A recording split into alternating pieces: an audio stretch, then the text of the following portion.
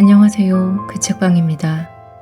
오늘은 장정희 작가의 주유소라는 단편 소설입니다. 이 작품은 눈 덮인 겨울 한적한 곳의 주유소를 배경으로 세상과 단절된 고립감과 외로움의 정서를 세밀하게 담아내고 있습니다. 또한 하얗고 차가운 눈을 비롯하여 작품 전반에 걸쳐 감각적인 묘사가 작품의 장면 장면을 눈에 보이는 것처럼 느껴지게 합니다. 연일 덥고 무거운 날씨입니다. 잠시나마 하얀 눈을 생각하면서 시원한 배경을 상상하여 보셨으면 합니다. 낭독 시작하겠습니다. 편안한 마음으로 감상하여 주시기 바랍니다.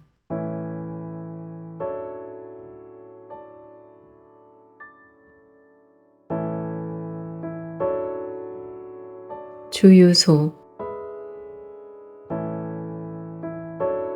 장정희.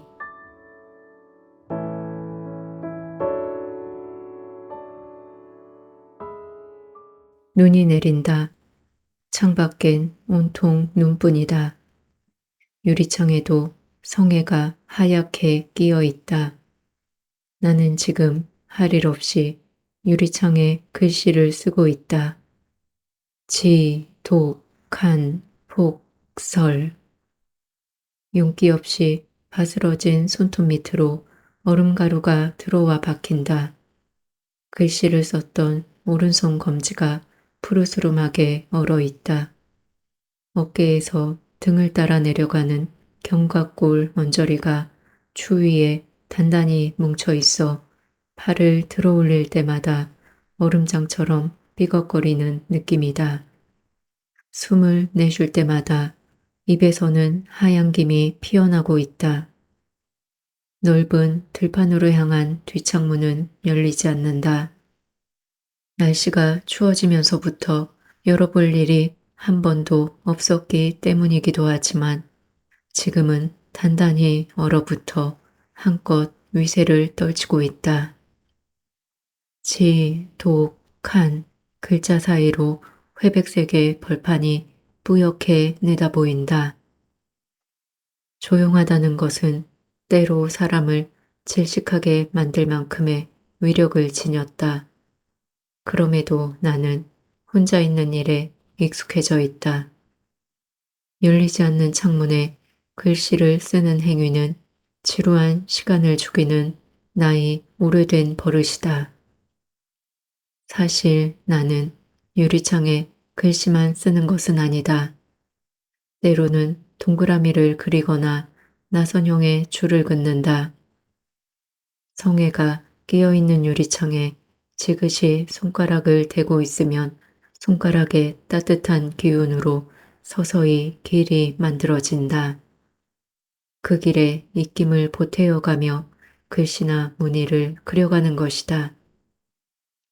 유리창에 얽힌 얼음의 무늬는 보는 이를 황홀하게 한다.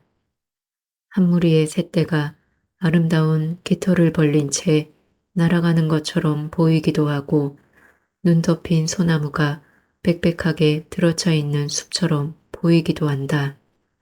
나는 다시 한번 숨을 충분히 들이마신 뒤 유리창에 대고 천천히 토해낸다. 창공을 날던 새 몇 마리가 흔적 없이 쓰러진다. 나는 똑같은 행위를 되풀이하여 많은 새들을 녹여 없앤다. 새들은 보이지 않는다. 온 천지가 눈에 덮여 사물을 분간하기 어렵다. 지난날에 그만둔 새들은 모두 어디로 가버렸는가. 창문으로 바라보이던 황금빛 가을 들판에 오종종 모여 앉아 이삭을 쪼던 새들이 산 너머에서 들리던 총소리에 놀라 허이 허이 날아오르지 않았던가.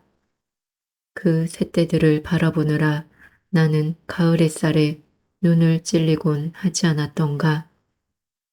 많은 새들이 쓸어 없어진 창문에 다시 눈을 갖다 댄다. 창문의 닿은 이마에서 서늘한 기운이 느껴진다. 미열에 달뜬머리가 식는 듯 차분해진다. 끝없이 내리는 눈, 앞을 분간할 수 없는 벌판 속에 움직이는 것은 아무것도 없다. 강아지 한 마리 보이지 않는다. 아무런 소리도 들리지 않는다. 모두 죽어 있다. 다만 지칠 줄 모르는 눈만이 살아 꿈틀거리고 있다. 지금 죽는다면 나는 속으로 중얼거려 본다. 내가 죽는다 해도 눈이 이대로 계속되는 한 나는 쉽게 발견되지는 않을 것이다. 영화의 눈 속에 푹 잠긴 채 오랫동안 미라처럼 남아있을지도 모른다. 설사 꽁꽁 언 땅에 자리를 만들어 나를 묻는다 해도 당분간은 형체 또한 흐트러지지 않을 것이다. 그러면 나는 무덤에 놓은 채 다시 세상에 나가볼까라고 터무니없는 생각을 하게 될지도 모른다. 성성한 자신의 모습을 확인하고 싶어질지도 모른다. 비좁은 관 속에서 이리저리 몸을 뒤척여 보기도 할 것이다. 그러다가 단단히 결박된 관을 어쩌지 못한 채 결국 그만두게 되겠지. 이번에는 반대편으로 자리를 옮겨 앞쪽 유리창으로 밖을 내다본다. 조금 전과 똑같이 따뜻한 입김을 쐰 다음 손바닥으로 성에를 쓸어내린다. 오가는 사람이나 자동차는 전혀 없다. 다만 흰 들판을 배경으로 서 있는 내 삶의 기둥인 세 개의 주유기만 눈에 들어올 뿐이다. 휘발유라는 빨간색 글씨 아래 무연이라는 노란색 글씨가 쓰여 있고 그 옆에는 등유라는 파란색 글씨가, 맨 마지막으로는 경유라는 주황색 글씨가 붙어 있는 주유 체크박스다. 그곳에는 눈이 내리지 않는다. 지붕을 머리에 이고 있어 비를 맞지도 눈이 쌓이지도 않는 공간이다. 그 위로 내가 살고 있는 본체의 지붕의 중심을 매단 정확히 8줄의 바람개비가 방사형으로 퍼져나가면서 팔랑거리고 있다. 저 세 개의 주유기에 나를 비롯한 몇 사람의 끼니가 달려있다. 땅 밑 기름 속에 뿌리를 내리고 있는 주유기에 기대어 나는 하루를 시작하고 하루를 마감한다. 내 몸에서는 항상 기름 냄새가 난다. 내가 입는 옷은 계절에 따라 두께의 차이가 있을 뿐 똑같은 색깔로 된 여러 개의 옷 중에 하나다. 모두 짙은 감색으로 되어 있어 자칫 하나의 옷으로 1년을 사는 사람처럼 보일 수도 있다. 옷마다 등 언저리에는 정유회사의 로고가 커다랗게 찍혀 있다. 나는 그 잠바를 입고 있다. 날마다 하루는 똑같았다. 문득 고등학교 시절의 첫눈이 떠오른다. 벼랑에 서듯 발 디딜 좌표 하나 얻지 못한 채 사회에 내몰리게 될 우리들은 읍내 실업 고등학교의 교실 창문으로 내다보이던 학창시절의 마지막 첫눈을 바라보며 얼마나 크게 환호성을 질렀던가. 텅 빈 들녘만큼이나 황폐한 가슴으로 메마른 시간들을 겨우겨우 지탱해 가던 그때의 우리들. 저마다의 가슴들이 모여 토해내는 환호성이 잦아들면서 먹먹한 가슴을 치게 만들었던 첫눈. 첫눈의 기쁨을 잃어버리듯 세상에 대한 어떤 설렘도 가질 수 없게 된 나는 그때 이미 어른이 되어버린 것일까. 가슴 안을 뜨겁게 달구던 희망이나 설렘 따위와는 이미 결별해버린 지 오래다. 희망을 반납한 대가로 어른이란 훈장을 가슴에 달고 그저 하루의 매출액에 신경을 곤두세우고 앉아있는 지금의 내게 눈은 먹먹한 가슴을 짓누르는 존재일 뿐이다. 눈을 죽음비라고 했던 사람이 루신이었던가. 그의 말대로 온 세상에 비의 시체들이 난무하는 지금 나 또한 시체처럼 무료한 얼굴이 되어 창밖을 내다보고 있다. 여전히 무섭게 쏟아지는 눈발. 이런 기세로 계속 쏟아진다면 세상은 오늘 밤을 넘기지 못한 채 눈에 파묻히고 말 것이다. 언젠가 TV를 통해 외국 서커스단의 공연을 본 적이 있었다. 우리나라 고려시대나 조선시대 광대들에 의해 행해지던 가무 백희 속에 들어있다는 토화라는 묘기가 그곳에서도 행해지는 모양이었다. 기름을 입에 털어놓고 불을 뿜어내는 그들의 생생한 묘기를 보면서 까닭없이 내내 몸을 떨었다. 그 후 나는 자동차에 기름을 넣으며 가끔 기름을 내 입에 털어넣는 상상을 하고 난다. 한 입 가득 기름을 머금고 입을 벌린 채 불을 붙인다. 순식간에 번져오는 불꽃. 내 몸은 점점 뜨거워진다. 나는 참을 수 없어 불을 꿀꺽 삼키고 만다. 불덩이는 식도를 훑고 지나간다. 가슴과 배가 뜨거워진다. 나는 곧 털썩 쓰러지고 만다. 상상은 언제나 시커멓게 그을려진 개처럼 참혹해진 몰골에 흑백 사진 한 장으로 끝난다. 그뿐이 아니다. 간혹 악유맞지 않는 삶이 공허하게 삐걱거릴 때마다 자동차에 기름을 보충하듯 손에 든 기름 호스를 내 몸의 은밀한 곳으로 들이밀고 싶어진다. 도끼를 품은 뱀의 아가리처럼 기름이 가득 들어 팽팽해진 호스를 그곳에 대고 깊숙이 분사하고 싶다. 숨겨진 비밀의 문을 찾아내어 한껏 달아오른 육체를 광포하게 찢고 싶은 충동이 인다. 그곳에 불을 놓는 순간 솟구치는 불덩이가 순식간에 안에서부터 나를 허물어뜨릴 것이다. 일상의 남루한 만큼이나 누덕진 냄새를 풍길 나의 존재는 마치 영화의 엔딩 자막처럼 천천히 공중분해될 것이다. 하지만 참혹한 몰골은 꼭 기름에 의해서만 저질러지는 것은 아닐 것이다. 어쩌면 그것은 어느 누구에 의해서도 다른 어떤 것에 의해서도 아닌 지금처럼 아무도 지나가지 않은 도로를 내다보고 있을 때다. 정적 속에서 혼자 깨어있는 밤, 칠흑의 어둠이 눈앞에 망망대해처럼 놓여 있을 때, 그럴 때마다 나는 참담한 고독에 가슴을 벼리고 난다. 가게에 불을 내린 후 문을 잠그고 방 안에 누워 있으면 간혹 급한 목소리로 기름을 넣어달라는 사람이 있다. 이런 사람은 긴긴 외로움의 회랑에 놓여 있는 나를 건져주는 사람이다. 아, 가끔씩은 여자 혼자 있는 방을 흘끔거리며 음험한 눈길을 보내는 사람도 있다. 그가 나의 손목을 잡는다. 그렇지만 나는 이런 사람들을 두려워하지 않는다.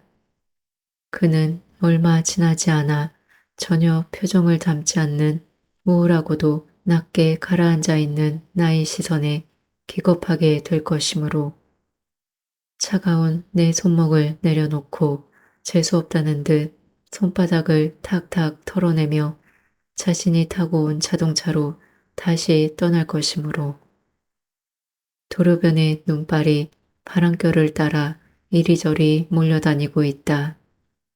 분분히 날리는 눈발이 마치 허공을 날아다니는 흰나비떼처럼 보인다. 한 무리의 나비떼들이 내가 앉은 유리창에 날아와 부딪히기도 한다. 내가 생활하고 있는 본체는 자동차에 필요한 모든 부품이 진열되어 있는 가게 한 칸과 방 한 칸, 그리고 북향의 창을 가진 작은 부엌으로 나뉘어 있다. 정확히 말하면 가게와 방과 부엌으로 이루어진 3칸짜리 건물이다. 가게의 전면 유리창으로는 도로를 배경으로 서 있는 주유기가 내다보이고 반대편 창문으로는 계절마다 색채가 달라지는 들판의 풍경이 내다보인다. 창문 아래에는 해질 무렵의 노을을 볼 수 있도록 의자가 놓여 있다. 방은 가게를 통해서 들어가게 되어 있다. 가게에는 자동차에 관한 한 그래도 많은 것이 비치되어 있는 편이다. 핸들 커버를 비롯하여 방향제, 타이어, 의자 커버, 와이퍼, 워셔액, 엔진 오일, 부동액, 체인, 스노 타이어에 이르기까지 자동차에 필요한 것은 대부분 구비되어 있다. 그러나 나는 물건을 팔기만 할 뿐 직접 손을 써서 엔진 오일을 교환해 주거나 하지는 않는다. 장갑이나 화장지는 손님에게 반드시 후사되는 물건이므로 왼편 귀퉁이에 쌓여 있다. 내가 1년에 쓰는 장갑은 서너 개에 지나지 않는다. 주유를 할 때에도 장갑을 거의 사용하지 않기 때문이다. 가끔씩은 손에 기름이 묻기도 한다. 손뿐만이 아니다. 내 몸 어디든 기름 냄새가 배어 있다. 채취처럼 익숙한 냄새다. 그럼에도 기름 냄새는 자주 나를 질식하게 만든다. 가게에는 난로를 켜지 않은 지 오래다. 어젯밤부터 내린 폭설로 자동차의 왕래가 거의 끊겼기 때문이다. 그렇지 않다 하더라도 나는 스스로를 위해서 불을 피우지는 않는다. 발이 꽁꽁 얼어 있다. 창문 전체가 두꺼운 성에를 달고 있어도 답답하기는커녕 오히려 안도감이 든다. 나를 들여다볼 다른 사람의 눈앞에 두꺼운 휘장을 쳐버린 것 같은 쾌감이다. 이것은 오랫동안 혼자 지내야 했던 데서 나온 일종의 자기보호 본능일 것이다. 이런 나를 보고 사장은 혀를 끌끌 찼다. 네 혼자 사는 가게에서 기름을 쓰면 얼마나 쓰겠느냐고 아끼지 말고 따뜻하게 지내라며 어깨를 다독여 주었다. 사장은 이미 저승으로 잠자리를 옮겨버린 아버지의 오랜 친구였다. 사장은 어깨에 힘을 잔뜩 들인 허랑한 사내 아이들을 고용하려고 하지 않았다. 시간만 나면 오토바이의 뒷좌석에 마을의 다방 아가씨들을 태우고 스피드와 굉음을 즐기려 드는 빼돌린 기름으로 새벽까지 술을 마시는 노랑머리의 사내 아이들을 경멸했다. 오히려 사장은 매출액이 그다지 많지 않는 자신의 가게를 건실하게 지켜주고 있는 내가 고맙다고 했다. 사장은 친구의 딸이 가난한 가족들을 부양하기 위해 발을 구르며 사는 꼴이 안타까웠을 것이다. 그런 사장도 종국에는 이틀에 한 번씩 가게를 찾아와 얼마 안 되는 지폐를 걷어갔다. 그럴 때마다 사장은 나의 얼굴을 조심스레 살피곤 했다. 장사가 너무 안 돼 큰일이구나. 녹두리처럼 혼자 중얼거린 후 사장은 목발을 짚은 채 가게 문을 열고 나갔다. 또각또각 목발 소리를 내면서 지방도의 가장자리를 걷는 사장의 오른쪽 바지가랑이가 바람의 나비처럼 풀풀 날았다. 병신이 가게에 있으면 손님이 안 드는 법이여. 사장은 목발을 짚기 시작하면서 몇내 사거리로 거처를 옮겼다. 주유소가 평생 모은 돈의 전부였던 사장이 정유회사의 수송 차량에 받쳐 나동그라졌을 때 어머니는 내 등을 주유소로 떠밀었다. 믿을 사람은 너밖에 없단다.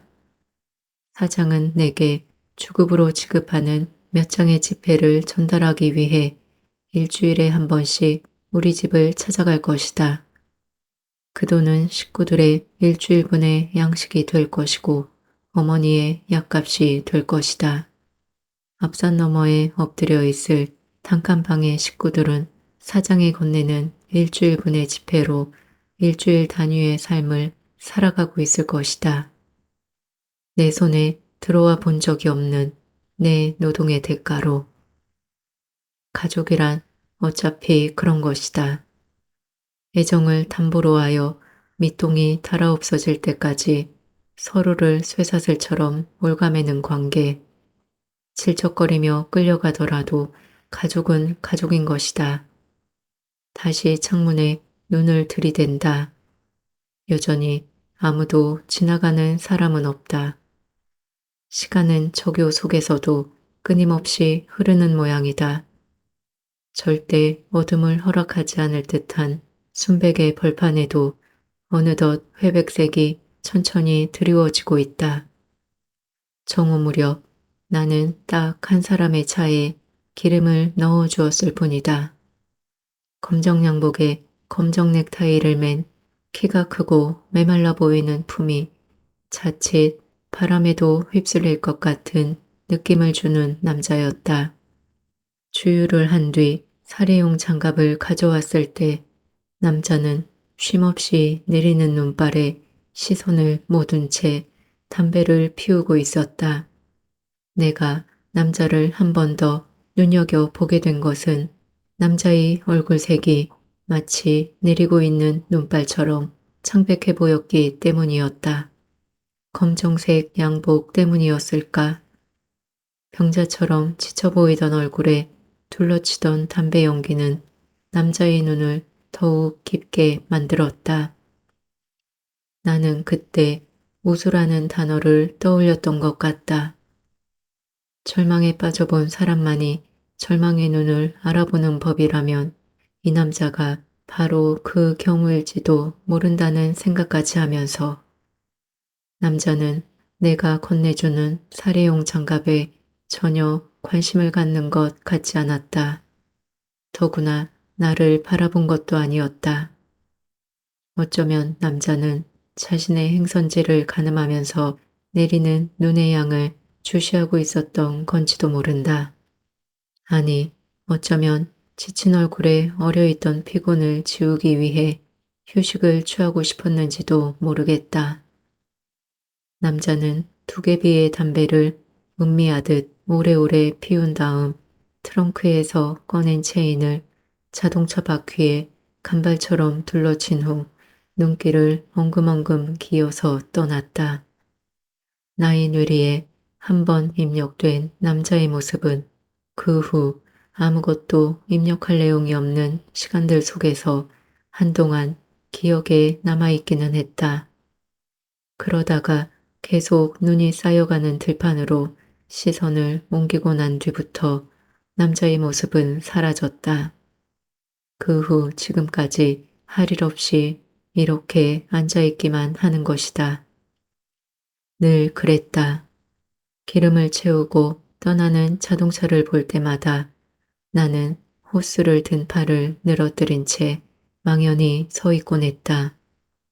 점점 작아지다가 완전히 모습을 감추는 자동차에 시선을 거두고 나면 눈앞은 언제나 막막한 절벽이었다.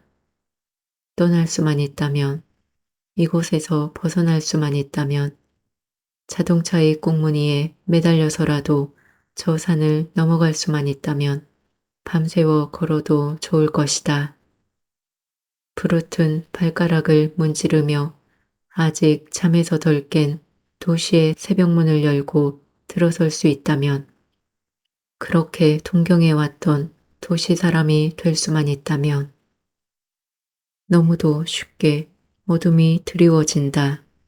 이제 나는 더 이상 창문을 내다보면서 가게에 손님이 들기를 기다리지 않는다. 불을 내리고 방으로 들어온 나는 전기밥통에 밥을 담아 김치에 버무려 먹는다. 김치에서는 시큼한 냄새가 난다. 나를 위하여 난로에 불을 밝히지 않듯 나 스스로를 위하여 요리를 하지도 않는다. 먹는다는 것, 그것은 내게 지리멸렬한 삶만큼이나 기계적이다. 삶을 그저 견디는 것이라고 생각한 순간부터 모든 행위가 그렇게 다가왔는지 모른다. 빈 그릇을 부엌의 설거지통에 담근 후 방으로 들어온다. 다시 할 일이 없어진다. TV를 켠다. 어두워진 후에 반드시 나와 동반되는 친구가 바로 TV다. 볼륨을 있는 대로 올린다. 내가 창을 통해 밤 풍경을 바라볼 때에도 방 안에 불이 꺼져 있을 때에도 TV 소리는 여전하다. 혼자 있다는 것을 알리기 싫은 나를 착실하게 보호해주는 가슴 따뜻한 친구다. 나는 마감 뉴스가 끝나고 애국가와 함께 종료 멘트가 나올 때까지 TV를 켜둔다. 그럼에도 내 시야 속으로 파고들지 못하는 TV 화면은 그저 그렇게 옆에서 자신의 소임을 다해주는 것으로 착실히 내 곁에 머문다. 그러다가 깊은 밤이 되면 방에 불을 끈다. 참혹한 어둠을 견디기 어렵다고 생각하면서도 어느 순간 불을 내리고 싶어진다. 방이 불을 내리고 마음 안에 드리워진 모든 등불까지 끈 이후에야 비로소 생이 이면이 보일 것 같은 막연함 때문이다. 그때마다 나는 어둠 속에 유령처럼 서서 들판 너머 드문드문 박혀있는 불빛들을 내다보곤 한다. 봄, 여름을 지나 가을을 건너 겨울에 이르기까지 밤 풍경은 그다지 다르지 않았다. 들녘의 가장자리에 가물거리던 불빛이 하나둘 꺼지고 마을 앞 고삿길을 밝히는 가로등만 남게 될 무렵이면 나는 헛헛해진 가슴을 쓸어내리곤 했다. 이마에 등불 하나를 매단 채 고요와 어둠 속에서 평생 눈비 맞으며 살아가는 전봇대 따위는 되고 싶지 않았다.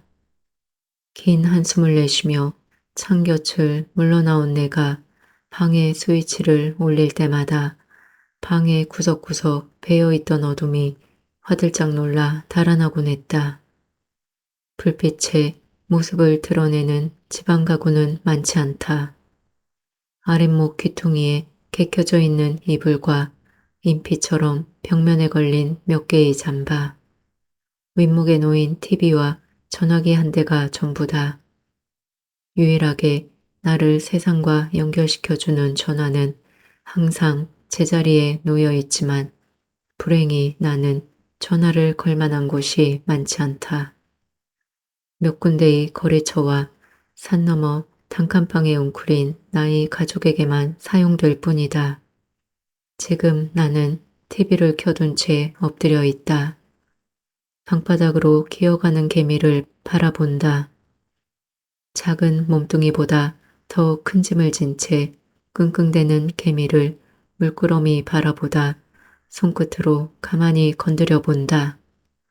몸을 한번 뒤집더니 개미는 다시 일어나 그의 짐을 짊어지고 가던 길을 간다. 가만, 무슨 소리가 들리는 것 같다. 나는 쥐며느리처럼 몸을 웅크린다. 분명 바람 소리는 아니다.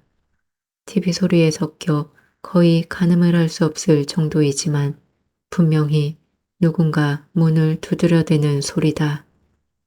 한참을 망설이던 나는 몸을 일으켜 방과 가게의 불을 모두 밝힌 후 가게 문을 연다. 한 남자가 산더미 같은 눈을 머리에 이고 서 있다. 남자의 뒤편에는 여전히 그칠 줄 모르는 눈발이 치르게 어둠 속으로 쓰러지고 있다. 낮에 기름을 넣고 떠난 남자다.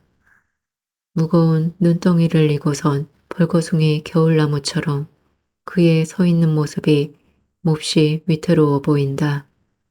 곧 쓰러질 것만 같다. 그의 신발이 눈에 파묻혀 보이지 않는다. 자동차를 내버려 둔 채 그는 저 자욱한 눈 속을 걸어온 것일까? 그는 눈 덮인 산을 넘지 못했음에 틀림없다.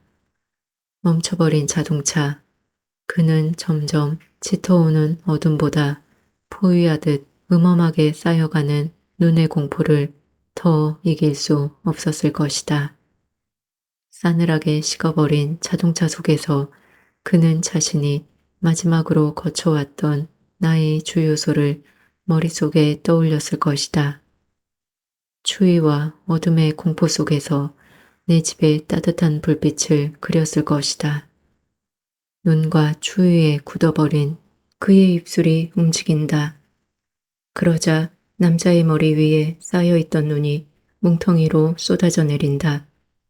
무슨 말인지 알아들을 수가 없다. 백지장처럼 창백한 얼굴, 두려움에 찬 벌건 눈에 눈물처럼 이슬을 달고 있다. 그의 눈이 나를 바라본다. 간절하다. 제발 거절하지 않기를 바라는 눈빛이 내 가슴을 찌른다. 그대로 내버려 둔다면 죽을지도 모른다는 생각이 든다. 문을 비켜선다. 그의 눈빛에 안도가 어린다. 그는 퍽퍽한 다리를 힘겹게 떼면서 가게 안으로 들어온다. 나는 그에게 머리와 옷의 눈을 털어내도록 수건을 내민다. 수건을 받아준 그는 얼음처럼 굳어버린 자신의 몸을 어쩌지 못하고 서 있다.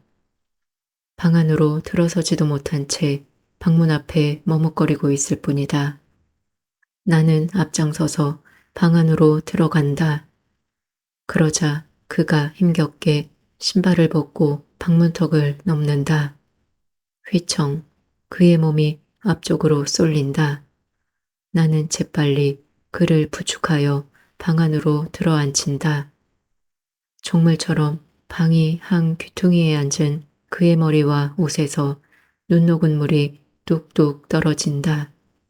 나는 머리에서 떨어지는 물기를 그의 손에 들려있던 수건으로 닦기 시작한다. 그는 말을 잘 듣는 유치원생처럼 내가 하는 대로 그냥 내버려 둔다. 물기를 닦아낸 후 나는 냉장고 문을 열어 소주를 꺼낸다. 유리컵에 술을 부어 그에게 준다. 잠들기 위해 한두 잔씩 버릇처럼 마시던 술이다. 그는 목마른 사람처럼 벌컥벌컥 소주를 들이킨다. 이윽고 유리컵을 방바닥에 내려놓은 그는 고개를 벽에 기댄 채 눈을 감는다. 이제 서서히 그의 몸은 열기를 띄어갈 것이다. 그러면 추위에 단단히 굳어졌던 그의 몸이 천천히 풀려가겠지. 나는 다시 TV에 볼륨을 올린 후 그가 앉은 반대편 벽에 등을 기대고 앉는다.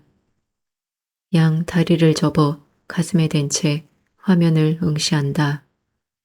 마감 뉴스가 끝난 화면에서는 기상예보가 흘러나오고 있다. 20년 만의 폭설이라고 이야기한다.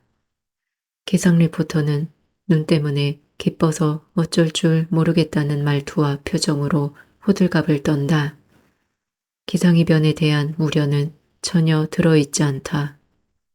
허리를 껴안고 쏟아지는 눈발에 즐거워하는 연인들의 모습들이 화면에 가득 찬다. 나는 화면을 이물스럽게 바라보다 문득 그를 향해 고개를 돌린다.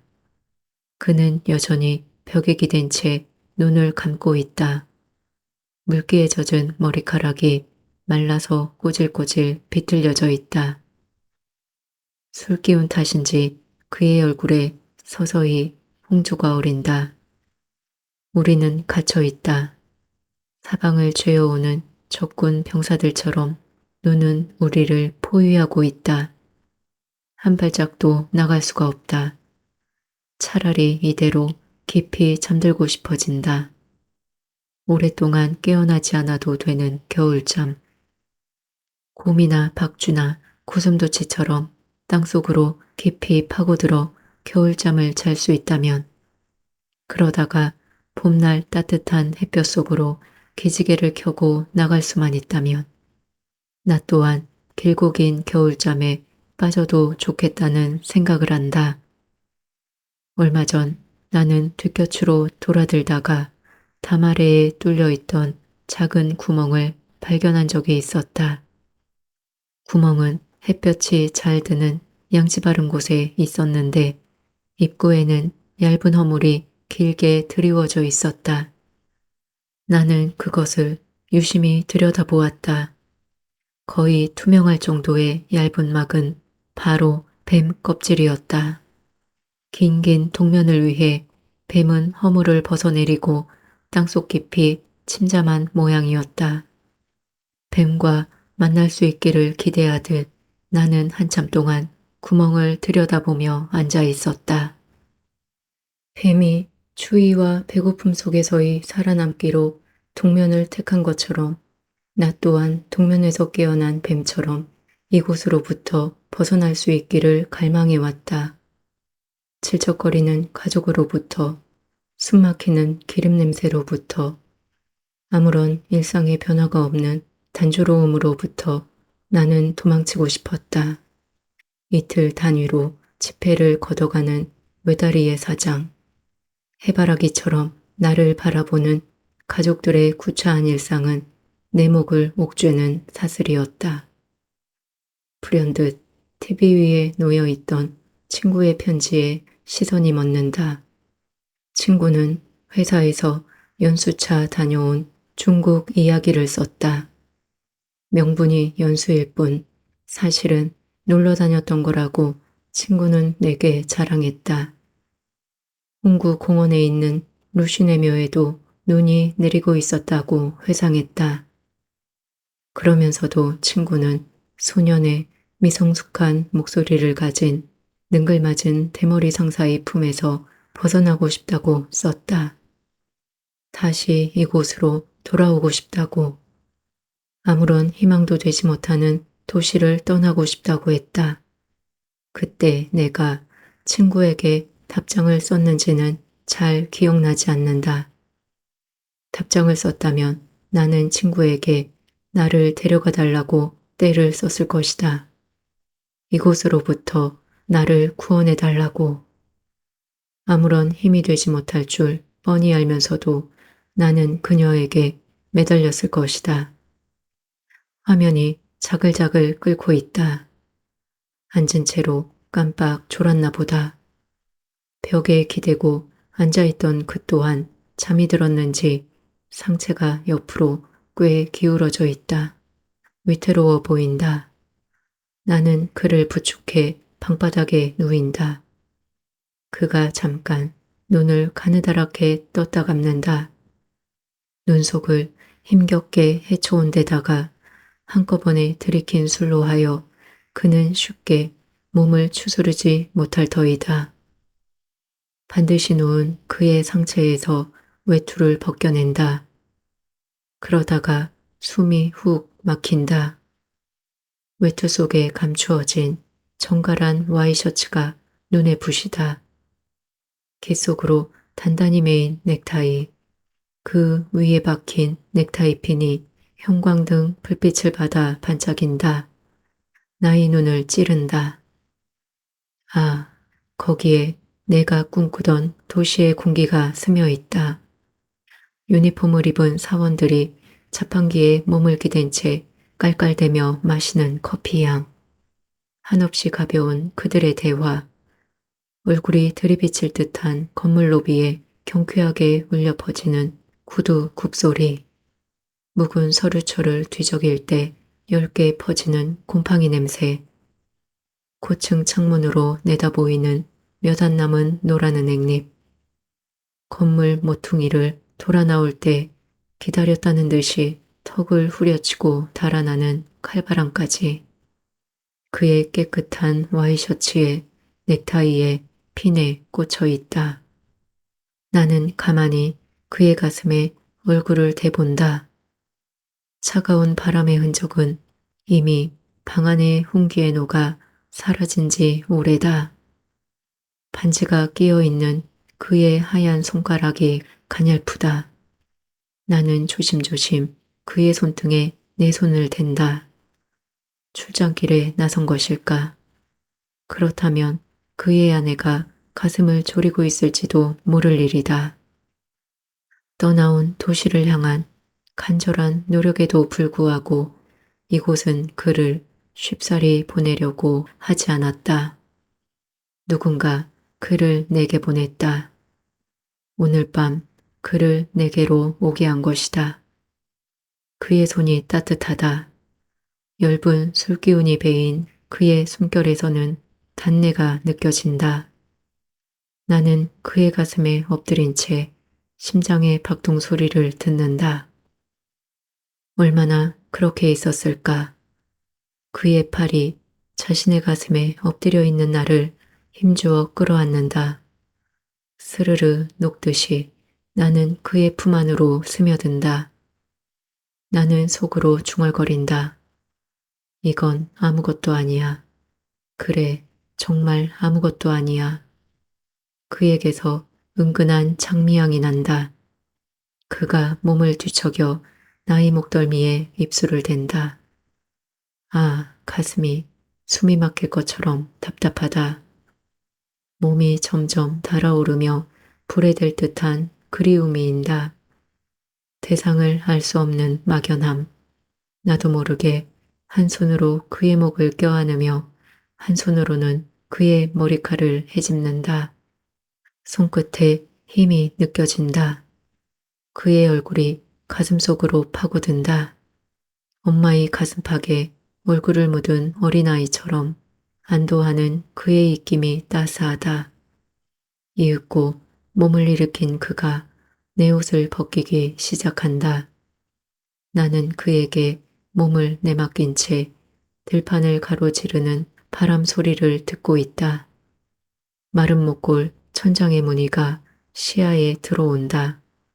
둔탁한 잠바가 벗겨져 나간 뒤 뒷곁에서 보았던 뱀의 허물처럼 차례차례 속옷이 벗겨진다. 벗은 몸과 몸이 뜨겁게 만난다. 나는 그를 가슴에 안는다. 그의 입술이 뜨겁다. 젖가슴을 입안에 넣은 채 부드럽게 굴린다. 나는 참을 수 없어 헉헉댄다. 아, 지금의 내가 아닐 수만 있다면 누군가의 몸속에 스며서라도 흔적 없이 사라져버릴 수만 있다면 그리하여 새로운 나로 다시 태어날 수 있다면 그의 손가락이 나의 머리칼을 헤집으며 불붙는 화산처럼 강렬하게 밀어오는 순간 내 머릿속은 용암의 분출처럼 뜨겁게 솟구친다. 누워서 천장을 본다. 그때가 언제였을까? 기억조차 나지 않는 까마득한 시원으로 지금 나는 되돌아간 것일까? 비로소 껍질을 벗게 된 것일까? 본래의 나는 어떤 모습이었을까? 봄이 되면 양치발은 구멍에 대고 말할 것이다. 내가 일러주리라고 벼려왔던 뱀의 과거를 새로 돋은 껍질을 가리키며 그가 허물을 벗고자 몸부림쳤던 증거를 그의 눈앞에 보여주리라. 문득 가슴에 눈에 뜨거운 슬픔이 차오른다. 뱀에게 말할 수 있는 나 자신의 과거는 무엇이고 현재는 무엇인가? 옆에 누운 그는 누구인가? 이렇게 날이 샌다 한들 내게 달라지는 것은 무엇인가? 단지 외로이 있는 것을 견딜 수 있었다면 나는 아무런 꿈도 꾸지 않고 살아갈 수 있었을 것이다. 누군가 내게 다가와 손을 건네준다면 그의 손을 있는 힘껏 부여잡으리라 마음먹지만 그렇다고 해서 달라지는 것은 무엇인가? 꽁꽁한 외투를 입은 사람처럼 왜 나는 외로움의 옥죄인 채 이토록 떨고 있는 것일까? 그가 열에 달아오른 손을 내게 건넨다. 나는 손이 이끄는 대로 그의 가슴에 얼굴을 묻는다. 참을 수 없이 눈물이 흘러내린다. 그는 나를 가슴에 안은 채 우는 대로 가만히 내버려둘 뿐이다.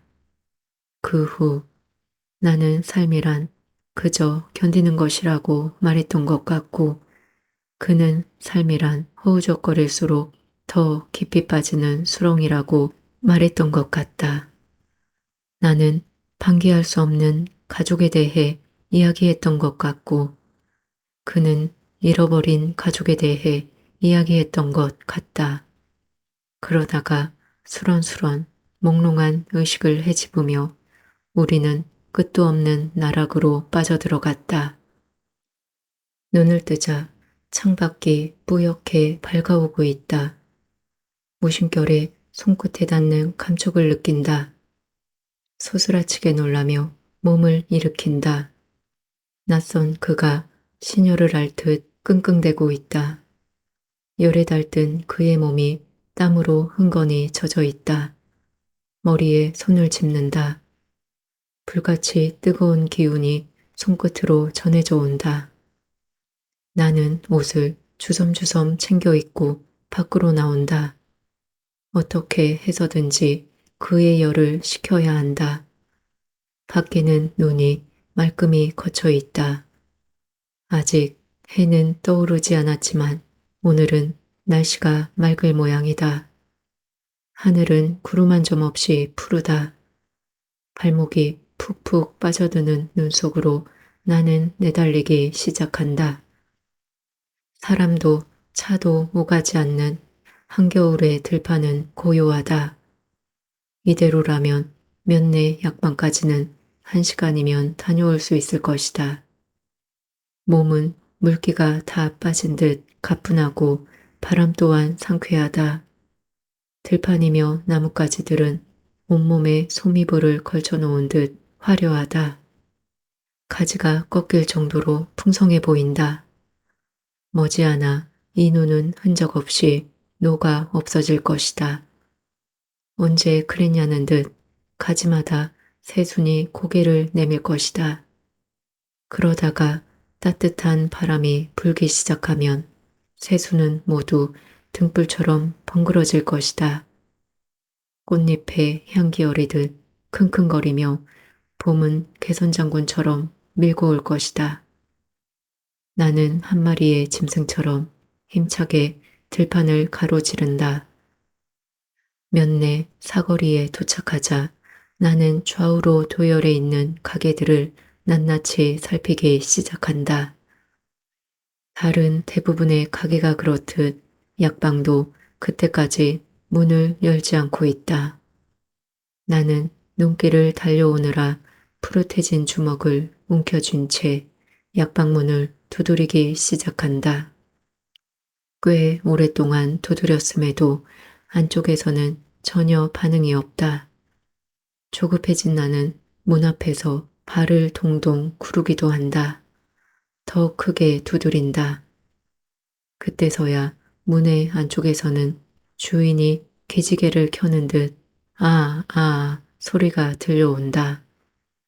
잠시 후 신발끄는 소리가 들리고 번데기의 주름처럼 내려뜨려져 있던 셔터가 출렁이며 올라간다. 나는 문을 열고 약방 안으로 들어선다. 주인이 벽에 스위치를 올리자 어두컴컴했던 실내가 금세 형광 불빛으로 환해진다. 약장 안의 약들이 빛 속에서 일제히 환호성을 내지르며 깨어난다. 열이 많아요. 식은땀도 흘리고요. 예? 아니, 남자예요. 약방 주인은 자꾸만 나를 힐끔거린다. 고개를 갸웃거리기도 하는 주인 남자는 기어이 나를 기억해내는 모양이다. 해열 진통에 알약 상자를 약장 안에서 빼든 주인 남자는 나를 다시 한번 쳐다보고는 봉지에 약을 집어넣는다. 나 또한 내 가게를 거쳐간 여러 얼굴들 속에서 그를 끄집어낸다. 돈을 건네고 약봉지와 함께 따뜻한 드링크제를 받아든다. 나는 드링크제는 품속에 집어넣고 약봉지는 주머니에 넣은 후 아까 밟아왔던 길을 되돌아 달리기 시작한다. 가슴께의 약이 따뜻하다. 뒤에서 덜덜거리며 커다란 차가 따라온다. 달리던 걸음을 멈추고 길 옆에 비켜 서 있는 동안 차는 내 곁을 지나쳐 간다. 제설차다. 모래주머니와 염화칼슘을 잔뜩 실은 제설차가 눈을 헤쳐내며 지나가자 길은 모양을 드러내기 시작한다. 나는 제설차의 뒷꽁무니를 따라 달린다. 내 입에서는 입김이 하얗게 뿜어져 나온다. 아까보다 더 맑은 기운이 온 들판에 퍼져 올라 있다. 집에 도착했을 때 비로소 아침 해가 환하게 떠오르기 시작한다. 나는 주머니 속의 약을 다시 확인하며 방문을 연다. 그런데 방에는 그가 없다. 이부자리는 단정하게 개켜져 있고 그의 옷이 걸렸던 벽은 깨끗이 비워져 있다. 열에 달달 끓어오르던 몸으로 그는 어디에 간 것일까? 나는 자리에 털썩 주저앉는다. 퍽퍽했던 다리에 갑자기 쥐가 난 듯 꼼짝할 수가 없다. 허물어지듯 벽에 등을 기댄다. 눈을 감는다. 어젯밤 그가 그랬듯 품속의 약은 여전히 따뜻하다. 천천히 다리를 편다. 순간 이물감처럼 발끝에 채이는 게 있다. 눈을 뜬다. 넥타이다. 상단에 꽂혀진 넥타이 핀이 유리창을 통해 들어온 햇빛을 받아 형형한 눈빛처럼 반짝인다. 그의 목을 목쥐었을지도 모를 넥타이는 마치 허물을 벗은 뱀 껍질처럼 보인다. 나는 얼른 밖으로 뛰쳐나온다. 벌판의 흰 빛이 햇살에 반사되어 비수처럼 눈 속으로 파고든다. 얼핏 바람이 인다. 눈발이 회오리 바람처럼 솟아오르다 내 얼굴을 후려친다. 순간 나는 질끈 눈을 감는다. 티가 눈 속이 가시로 헤집는 것처럼 따갑다. 눈 속에서 뜨거운 불덩이처럼 눈물이 솟아난다. 그는 어디만큼 가고 있을 것인가?